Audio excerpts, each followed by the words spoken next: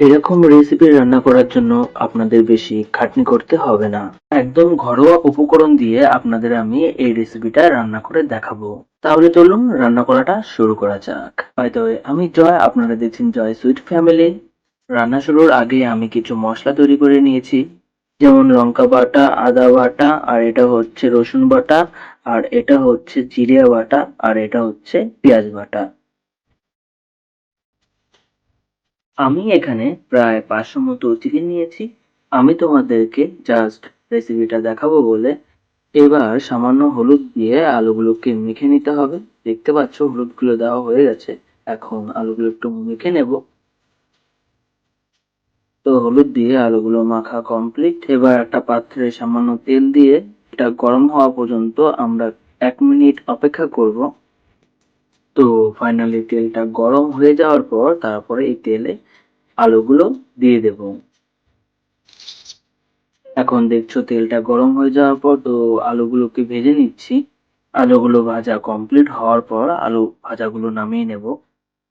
তেল গরম হয়ে যাওয়ার পর প্রথমে আমরা দিয়ে নেব দারচিনি আর গরম মশলা। তারপরে প্রথমে আমরা দিয়ে দেব এই পেঁয়াজ কুচি।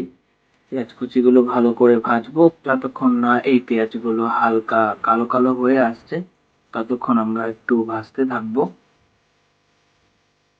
এখন দেখতে পাচ্ছ পেঁয়াজগুলো ভাজা হালকা লাল লাল হয়ে গেছে।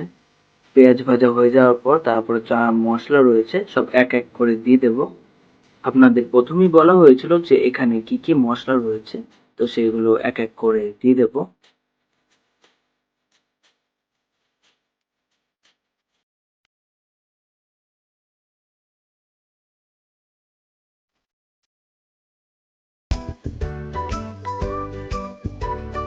সব মশলা দিয়ে দেওয়ার পর সব মশলা একসাথে ভালো করে নেড়ে নেব।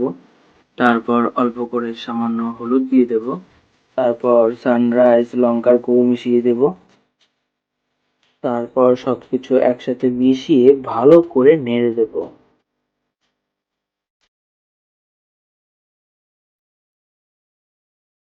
তারপর প্রথমে যে আলু ভাজাগুলো করেছিলাম সেই আলু ভাজাগুলো দিয়ে দেব।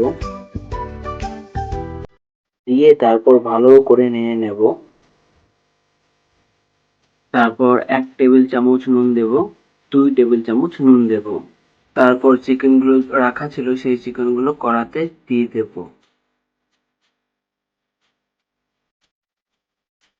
তারপর ভালো করে অনেকটা টাইম নিয়ে সময় লাগিয়ে অন্তত পক্ষে 7 থেকে 8 মিনিট টাইম নিয়ে নাড়াচাড়া করার পর তারপরে আমরা কড়াটাকে ঢেকে দেব। তারপরে ঢাকনাটা খোলার পর অল্প পরিমাণ করে জল দিয়ে দেব।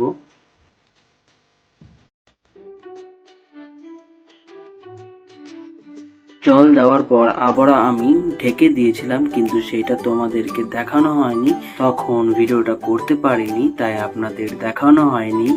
তো দেখতেই পাচ্ছেন আমার চিকেনটা হালকা প্রায় কমপ্লিট হয়ে গেছে। চিকেন রান্না ফাইনালি কমপ্লিট হয়ে যাওয়ার পর দেখতে পাচ্ছেন এখন দিয়ে দিচ্ছি গরম মশলার গুঁড়ো। দেওয়ার পর একটু হালকা করে নেড়ে নেবেন।